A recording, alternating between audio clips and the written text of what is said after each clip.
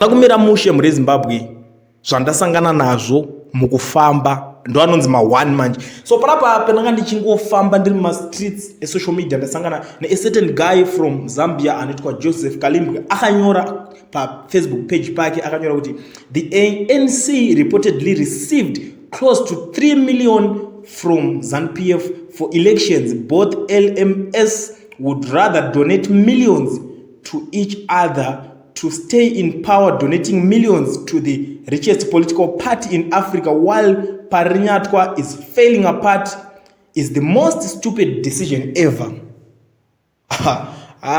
Unaona dzimwe dzenyaya dzatinosangana nadzo mukufamba dzinovhundutsa ukada kunyatsodziongorora mushe ndo pinozondinetsa kuti unozoona umwe munhu anongotanga nekungokushaudha so asina kumboongorora kuti chii chiri kumbotaurika panapa mwasati atomboona kana nevidhio racho anenge atotanga kutuka. But guys, ngatimbotaura nezvenyaya iyi zviri kutaura naJoseph Kalimbwe zvokunzi ZANU-PF yakadonata 3 million US. It's not fair. What for? South Africa ine mari kudhara, ANC ine mari resources kudhara. 3 million yakatowanda zvokuti ikatotorwa mariyo vakaichanela kuti inange kuma hospitals emunomu. For sure kunoitawo zvinhu zviri nani.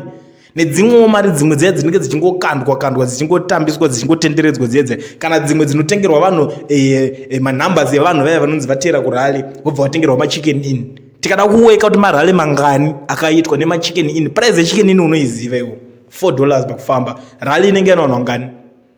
Utikada kutarisa kuverenga marallies ese akaitwa. So ndopete takubvunzwa kuti naye amana tikomboendepise nyika zvazvanzi aiwa muri kutaka kuvenga nyika. Problem yenyu maZimbabweans ndeyekuti tazara nevanhu vane chibalance chekuti uchinyatsoona kuti panapa pari kubhaizwa pari kukanganiswa unonyebedzera kuda kuita kunge uri loyal zvakanyanya uchiti aiwa ndiwedu tichimusapota tichimusimbisa achingobva cheto zotanga kuti gorerere yakomana akatosiya ona yakasiya zvipatara zvichiparara ona yakasiya marodha achiparara. But panenge pazvino zvichitanga kuparara kana kuti vanhu pavanenge vachita madecisions anozokanganisa iwo mangwana unonga wakanyarara zvako amene kuti unonga watengerwa skadi here kana kuti unonga watengerwa chii.